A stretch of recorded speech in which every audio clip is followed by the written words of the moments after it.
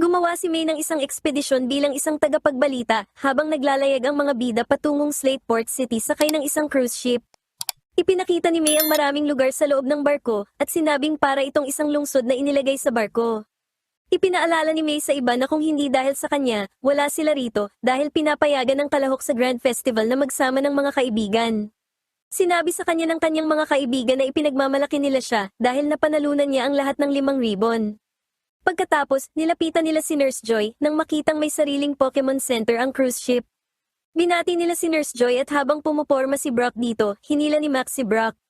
Gusto ni May na pabantayan ang kanyang mga Pokemon, kaya nagtanong si Joy kung gusto ba nilang pagpahingahin muna o paglaruin ang mga ito, dahil mayroon din silang playroom para sa mga Pokemon. Nagpasya si May na pagpahingahin muna ang kanyang mga Pokemon bago ito hayaang maglaro. Inilabas niya ang lahat ng kanyang Pokemon at nagpaalam sa mga ito, pagkatapos ay umalis upang tingnan ang ibang bahagi ng barko. Habang naglalakad sila, nakita nila si Officer Jenny kasama ang kanyang Growlithe. Pumorma rin si Brock sa kanya at hinila siya ni Max. Nagtanong sina Ash at May kung may problema, ngunit wala pang nakikitang krimen si Jenny, bagaman narinig niyang nasa barko si Brody, isang miyembro ng Team Magma. Naalala ng mga bida si Brody na nagpanggap bilang si Millie at nagnakaw ng datos mula sa Weather Research Institute tungkol kina Kyogre at Groudon. Nagtaka sila kung bakit nandito pa rin ito dahil umalis na ito sa pagiging miyembro ng Team Magma. Nakita ng Team Rocket na nakadamit bilang mga tagapaglinis ang mga bubuwit. Sinabi ni Jenny sa mga bida na wala na ang Team Aqua at Magma dahil napagtanto na ng mga ito na hindi nila makokontrol sina Kyogre at Groudon. Gayunpaman, naging magnanakaw na lang si Brody at di umano'y sumakay sa barko upang magnakaw ng mga alahas. Sinabi ni Jenny sa mga bida na kung may makita silang kakaiba, kailangan nilang iulat yun sa kanya. Sinubukan ni Brock na pahangain si Jenny, ngunit muli siyang hinila palayo ni Max. Tuwang-tuwa ang Team Rocket nang marinig nilang nabuwag na ang Team Aqua at Magma. Sinabi ni na Jessie at Meowth kay James na dahil sa kanila kaya nabuwag ang mga ito, bagaman sa pagkakaalam ni James ay wala naman silang ibang ginawa kundi ang tumalsik gaya ng dati. Sinabihan ni Jessie si James na huwag nang idetalye pa ito, at naisip ni na Jessie at Meowth na sabihin kay James na kailangan nilang ibalita sa kanilang boss na natalo nila ang 2 kriminal na organisasyon sa pag-iisip na mapopromote sila dahil dito. Bumisita si May at ang kanyang mga kaibigan sa isang exhibition na nagpapakita ng Golden Cup ng Grand Festival, ang Ribbon Cup. Naisip ni May ang kanyang sarili na hawak ang Ribbon Cup, bagaman nakita niyang paparating ang kanyang Munchlax. Lumapit ito upang kainin ang pagkain sa mesa at bumangga sa pedestal kung nasaan ang Ribbon Cup. Binigyan ni Max si Munchlax ng May's Pink Surprise, kaya nabusog na si Munchlax. Gayunpaman, nasira ang Ribbon Cup, sinuri ni Raul Contesta ang cup at tinanggap ang paghingi ng tawad ni May. Gayunpaman, napansin nito na peke pala ang cup. Kailangang mayroong stamp mula sa contest committee sa loob ng cup para maging tunay ito, at may nahulog na isang card. Nakilala ni Jenny na ang card ay kay Brody, ang magnanakaw na hinahanap niya, na siyang nagnakaw ng cup. Nag-aalala si Jenny dahil naglagay naman siya ng mga security guard sa paligid upang mapigilan ang pagnanakaw pero nanakaw pa rin ni Brody ang cup. Nagtatago ang Team Rocket sa mga vent at nakitang naunaan sila sa pagnakaw ng cup. Gayunpaman, pinlano nilang nakawin na lang ito kay Brody. Nagsimulang isipin ni Raul na kailangan nilang kanselahin ang Grand Festival dahil wala ang cup. Ikinabahala ito ni May na inalalang nagtrabaho siya ng husto at ang iba pang mga coordinator upang makuha ang mga ribbon para sa festival. Iginiit ni Raul na wala na silang ibang pagpipilian dahil wala na silang oras para gumawa ng isa pang cup. Nangako si Jenny na kukunin niya ang cup dahil siguradong nasa barko pa rin si Brody at hindi ito makakatakas. Sumali ang mga bida upang tumulong na mabawi ang cup at sinubukan ni Brock na pumorma uli kay Jenny, ngunit pinigilan siya ni Max. Dahil dito, tinanong ng grupo ang mga gwardya na laging sumusuri sa mga taong pumapasok sa kwarto na kinaroroonan ng cup. Tinanong sila ni Jenny kung may kakaibang nangyari. Sinabi ng isa sa mga gwardya na ang tanging kakaiba lang na nangyari ay noong nag-lunch break ang kanyang kasama at agad itong bumalik dahil may nakalimutan daw ito, ngunit itinanggi ito ng kanyang kasama at sinabing nasa lunch break talaga siya sa buong oras na iyon. Dahil dito ay nalaman ni Jenny na nagpanggap si Brody bilang isa sa 2 gwardya. Sinabi ni Max sa kanila na maaaring nakapagpalit na si Brody, kaya napagtanto ni Brock na madalas ngang magpalit ng disguise si Brody. Gayunpaman, maaari itong maging kahit sino sa mga taong naroon, kaya nakaisip ng ideya si Jenny. Pininturahan niya ng kulay ginto ang isang Pokeball at sinabing ipapaalam nila sa lahat na ito ay ang ikalawang premyo ng Grand Festival, para lumabas si Brody at nakawin din ito. Sa isang lunch break, malakas na sinabi ni Ash kay Pikachu na titingnan nila ang gintong Pokeball dahil malaki ang halaga nito. Kumuha ng inumin si Brock at malakas na sinabing kailangan niyang makita ang gintong Pokeball. Naglakad sina May at Max sa mga bilyaran habang sinasabi ang mga katotohanan tungkol sa gintong Pokeball. Pagkatapos nun ay nagtipon silang lahat sa kwarto na may gintong Pokeball. Nagtago ang grupo nang makarinig sila ng ilang tao na paparating. Dumating ang Team Rocket upang nakawin ang gintong Pokeball. Hinarap ng mga bida ang mga ito, ngunit nabigla sila dahil akala nila ay may dalawang Brody. Tinanggal ng Team Rocket ang kanilang mga disguise at sinabing plano nilang nakawin ang gintong Pokeball. Gayunpaman, pinatalsik lang sila ni Pikachu papunta sa dagat gamit ang Thunderbolt. Ipinaliwanag ni May kay Jenny na isang grupo ng mga kriminal ang Team Rocket. Dumating ang kapitan ng barko at iniulat kay Jenny at sa grupo na ninanakaw ni Brody ang mga Pokemon sa center. Dahil nandoon ang mga Pokemon ni May, tumakbo paalis ang grupo. Naiwang mag-isa ang kapitan at ngumiti ng nakakakilabot. Bumaba sa hagdan ng mga bida at nakitang muli ang kapitan. Sinabi ni Max sa kapitan na sinabi nito na ninanakaw ni Brody ang mga Pokemon, ngunit sumagot ang kapitan na kagagaling lang niya mula sa center at maayos ang lahat. Humantong yun sa paniniwala na ang kapitan sa itaas ay si Brody. Bago nito makuha ang ball, huling-huli si Brody ng grupo, sinabi nito na ang bilis nila at tinanggal ang kanyang disguise. Iginiit ni Jenny na huli na siya, ngunit inilabas ni Brody si Golbat na gumamit ng haze. Nang mawala ang usok, nawala na si Brody. Gayunpaman, naglagay si Jenny ng isang transmitter sa loob ng ball, kaya maaari nilang masundan si Brody. Nilapitan nila ang isang babae at inakusahan ito ni Jenny na siya si Brody, tama si Jenny kaya tumakbo ang babae palayo. Nagpalit si Brody ng damit, ngunit na-detect pa rin ang signal nito sa device ni Jenny. Nakarating sila sa kusina na may maraming kusinero. Lumapit ang isang kusinero sa chef para ipatikim ang kanyang pagkain. Pinuri ng chef ang kanyang pagkain at umalis. Gayunpaman, lumabas ang parehong chef sa isang kwarto dahil ang unang chef ay si Brody. Sinundan nila ang signal, ngunit natagpuan nilang nakalapag na sa sahig ang gintong Pokeball na nangangahulugang nalaman na ni Brody ang tungkol sa transmitter. Bumukas ang ball at naglabas ng card ni Brody. Gayunpaman, naisip ni Max na pumunta si Brody sa deck dahil sa Weather Institute ay pumunta ito sa tuktok ng gusali at pinagana ang kanyang jetpack upang lumipad palayo, kaya malamang ay pumunta ito sa deck upang makatakas sa parehong paraan. Wala silang nakitang tao doon, ngunit nakita nilang dalawa na si Jenny. Nagsimulang magtalo ang dalawang Jenny kung sino ang totoo at kung sino ang peke. Gayunpaman, sinabi ni Brock na ang nasa kaliwa ang peke. Ipinaliwanag ni Brock na kapag nakikipag-usap siya sa nasa kaliwa, nakikita niya ay isang kaaway, pero kapag nakikipag-usap siya sa nasa kanan ay nakikita niya ang isang babae na kanyang crush at gusto niyang makasama sa hinaharap. Aarestuhin na ni Jenny si Brody na nagtanggal ng kanyang disguise at ipinakita ang ribbon cup. Sinabi ni Brody na hindi naman mukhang mamahalin ang cup tulad ng iniisip niya at nagpa siyang ibalik na lang ito, ngunit kinuha ito ng Team Rocket. Iginiit ni Brody na naging nakakabagot na ang mga bagay-bagay at lumipad palayo gamit ang jetpack. Nadismaya si Jenny na nakatakas na naman si Brody at inilabas si Growlithe para labanan ang Survivor ni Jessie. Nagsimula si Growlithe gamit ang flamethrower, ngunit umiwas si Survivor at gumamit ng Poison Tail dito. Inatake ni Pikachu si Survivor ng Thunderbolt, kaya inilabas ni James si Cacnea na agad na yumakap sa kanya. Akmang gagamit ng Poison Tail si Survivor at ng Needle Arm si Cacnea, pero sinalubong sila ni Growlithe ng flamethrower at ng Thunderbolt ni Pikachu. Pagkatapos nun ay gumamit naman si Pikachu ng Thunder para patalsikin ang Team Rocket. Nabawi ang cup at ibinalik ito sa loob ng safety glass. Natuwa si Raul at sinabing gusto niyang galingan ni May sa contest at sumagot naman si May na gagawin niya ang lahat. Sa pagtatapos ng araw, natanaw na nila ang Slateport City. Kampante si May na sumali at manalo at handa siya sa kung ano man ang mangyayari. Hinangaan ng mga bida ang hitsura ng contest hall ng Slateport City. Binati ni na Ash, Brock at Max si May dahil nakarating siya sa puntong ito at nagpasalamat naman si May sa kanila. Sa loob, sinuri ng receptionist ang kanyang datos tungkol sa kanyang Pokemon team gamit ang kanyang membership card. Sa kahilingan nito, ipinakita ni May ang kanyang mga ribbon at binuksan ang kahon na naglalaman ng mga ito. Iniska ng receptionist ang mga ribbon at kinumpirmang maayos ang lahat. Bilang karagdagan, binigyan niya si May ng isang guidebook na nagpapakita ng mga mapa ng Slateport City. Makalipas ang ilang sandali, nakarating ang mga bida sa isang marangyang apartment. Biglang may tumakip sa mga mata ni May upang gulatin siya. Tuwang-tuwa sina Max at May nang makitang dumating ang kanilang ina, inamin ni Max na namiss niya ito. Kinumpirma ni Caroline na pumunta siya para panoorin si May na lumaban. Nagpasalamat siya kina Ash at Brock sa pagbabantay sa kanyang mga anak. Nagtanong si May tungkol sa kanyang ama at sumagot si Caroline na kailangang manatili ni Norman sa bahay dahil sa mga tungkulin niya sa gym. Gayunpaman, nakakasiguro siyang manonood ito ng Grand Festival sa TV. Habang hinahangaan ni na Ash at Max ang magandang tanawin mula sa bintana, nakita ni May ang ilang sulat mula kay Kelly ng Lily Cove City. Nabasa ni May na binabati siya nito ng good luck sa Grand Festival, at kinumpirma niya sa kanyang ina na marami na silang naging kaibigan mula nang mag-umpisa ang kanilang paglalakbay.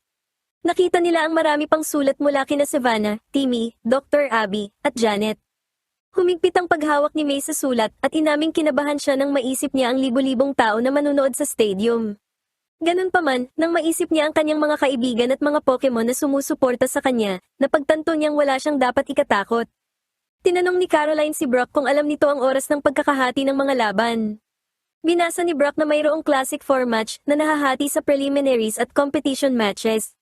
Binasa rin niya na 247 tao ang lalaban, habang 64 lang ang aabante sa susunod na round, na ikinabigla ni na Ash at Max. Ayon sa payo ni Brock, nagpa siya si May na magsanay muna ng kaunti bago ang mga laban. Samantala, maraming tao ang nagtipon sa paligid ni Norman. Nagtanong ang isang bata kung siya nga ba talaga ang gym leader na si Norman. Humarap ang manager na si Jessie at kinumpirma ito, at binigkas nila ni Norman, na si James na nakadisguise, ang kanilang motto. Ipinaliwanag ng bata na hindi kamukha ni Norman ang nasa mga litrato, ngunit tiniyak sa kanya ni Norman na iyon ay dahil sa lagi siyang kinukuyog ng mga photographer kaya hindi maganda ang kanyang mga kuha. Kaya naman, lumapit ang bata upang humingi ng autograph, bagaman nagpakita si Jessie ng flyer kung saan nagbibigay ng payo si Norman tungkol sa mga Pokemon, at sinabing kailangan niyang dumalo sa session na ito para makakuha ng autograph. Tinanong ng bata kung nanay ba ni Norman ang manager, na ikinagalit naman ni Jessie. Pinakalma ni Norman ang manager at sinabihan ng bata na pumunta sa kanyang session, at sumang-ayon din ng ibang mga bata na pumunta. Iniisip ni Meowth na namimigay ng mga flyer na dumating ang mga trainer na ito upang lumahok sa Grand Festival, kaya mahuhusay ang mga Pokemon nito at karapat-dapat na nakawin. Habang sinasanay ng mga coordinator ang kanilang mga Pokemon, inilabas ni May ang kanyang Pokemon team. Humanga si Caroline, lalo na kay Beautifly, at napansin na mukhang napaka-elegante nito. Dahil ginanahan, inilabas ni Ash ang kanyang Snorunt para sanayin ang Ice Beam nito. Gayunpaman, ginamit ni Snorunt ang atake, at nang hindi sinasadya, napayelo nito si Ash. Nakita ni Munchlax na nasa likuran ni May, ang isang coordinator na binibigyan ng Pokeblock ang kanyang Zigzagoon. Nang maghagis ang coordinator na iyon ng isa pang Pokeblock, tumalon si Munchlax para agawin ito at kainin. Humingi ng tawad si May sa coordinator at hinawakan si Munchlax, habang binigyan naman ito ni Max ng pink surprise kaya naramdaman nitong busog at kontento na siya.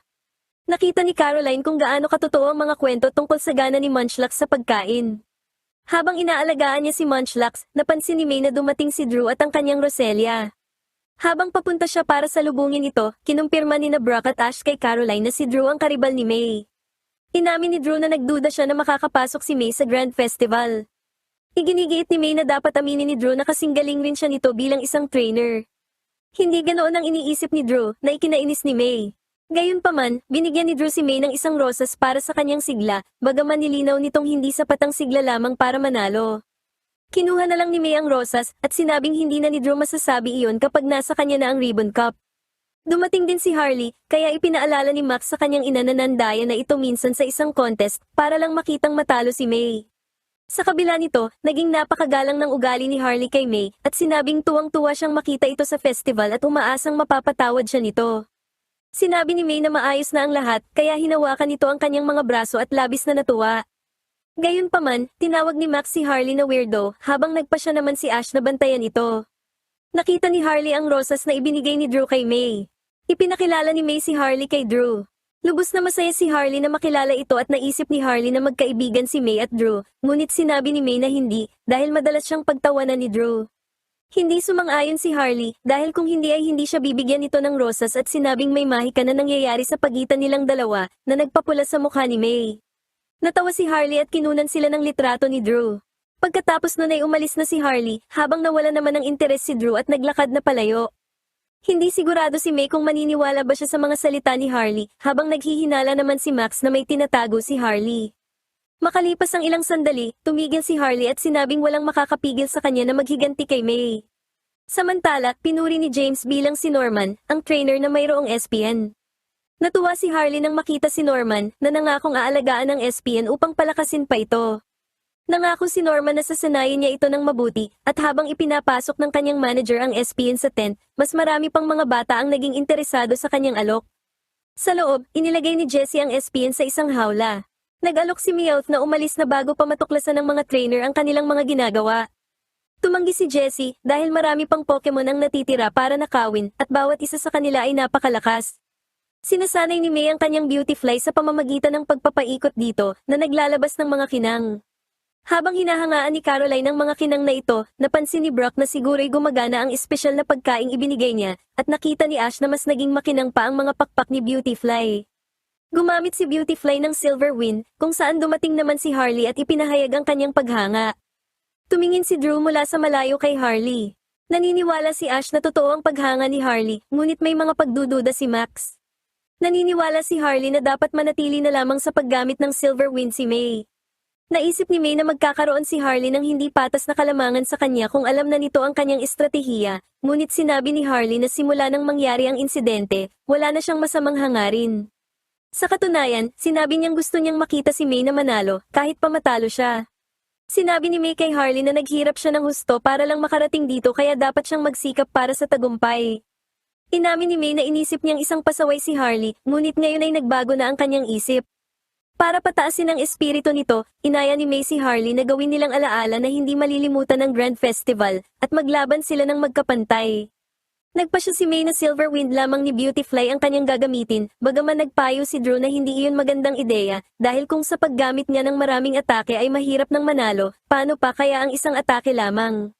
Sinubukan ni Harley na patahimikin si Drew, at sinabing naiinggit lamang ito, at sinabi kay May na kailangan itong pumunta kay Norman na mas maraming alam. Nalito ang lahat dahil dapat nasa bahay si Norman. Nang kunin ni May ang flyer, binanggit ni Ash na si Norman ay ama ni May, na ikinabigla ni Harley. Nakarating ang grupo sa harap ng tent kung nasaan si Norman at ang kanyang manager at ang isang ilumise. Iginiit ni Caroline na hindi ito si Norman dahil kailanman ay hindi makikipag-usap si Norman sa mga trainer ng ganoon.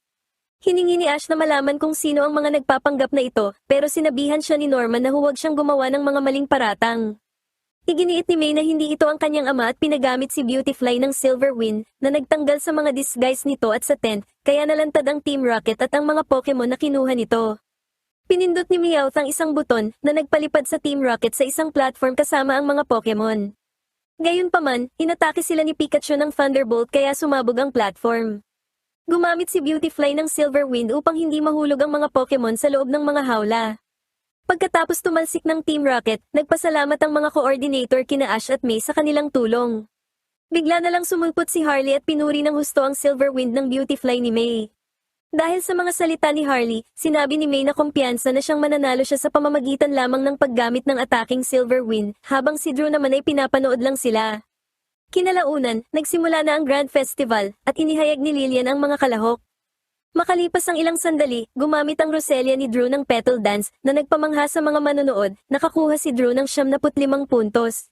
Gumamit ang Cacturne ni Harley ng Bullet Seed at dahil sa bilis nito, nakakuha ito ng 84 na puntos.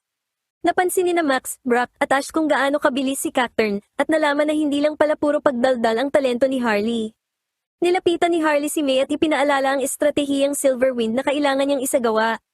Pumunta si May sa entablado at inilabas si Beautifly na naglabas ng mga kinang. Gumamit si Beautifly ng Silver Wind, ang atake ay ipinadala patungo sa araw, at naging maliliit na kinang na marahang bumabagsak. Inisip ni Harley na makakakuha ito ng mababang marka, ngunit nabigla siya nang makitang nakakuha ito ng 88 puntos. Dumating si Drew kaya kinawayan ito ni Harley, ngunit hindi pa rin siya pinagkakatiwalaan ni Drew kahit konti. Makalipas ang ilang sandali, binati si May ng mga bida. Pasikretong lumapit si Harley para batiin si May, at nagpasalamat naman si May kay Harley para sa payo. Sa screen, inihayag ng announcer ang mga marka, nasa ikatlong pwesto si Drew, habang nasa ika-48 si May at nakasunod naman si Harley sa kanya. Sinabi kay May ni Caroline na ipinagmamalaki siya nito, habang sinabi naman ni May kay Harley na susundin niya ang payo nito na patuloy na gamitin ang Silver Wind.